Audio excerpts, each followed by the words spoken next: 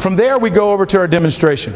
It involves how you move, but it also involves your credibility. And I call it street cred, okay? And it's in 2 places, okay? That's 2 E's. No, it's 1 E. Good, awesome. Street cred.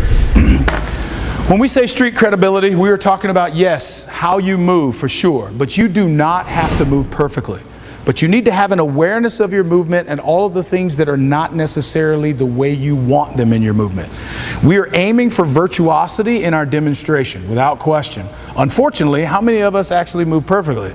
I know I don't. I mean, I've been in a tight shoulder club now for probably 10 years, and it's like they bumped me up to vice president at this stage. I mean, it's pretty bad, but it's getting better.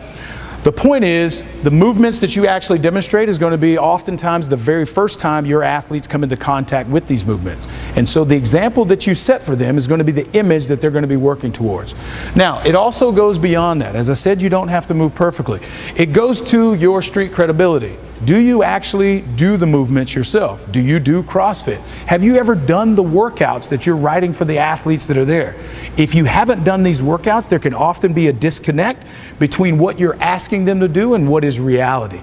If you don't know the suffering in the round of 15 of Fran, I can tell you it's going to be very difficult to coach your athletes through that. If you don't know what happens to an athlete in the 3rd and 4th round of Barbara and that whole I think it's coming, this is going to be the round, I can tell you you're going to have a very difficult time relating to your athlete there, okay? This is not going to be an act as if component. This is a process of your athlete seeing you go through it.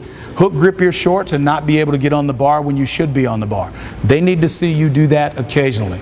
Being able to know that, hey, I don't have a muscle up just yet, but I am still constantly working on that process. And potentially your athletes see or read things about you going through that process. That is where you get your street credibility, okay?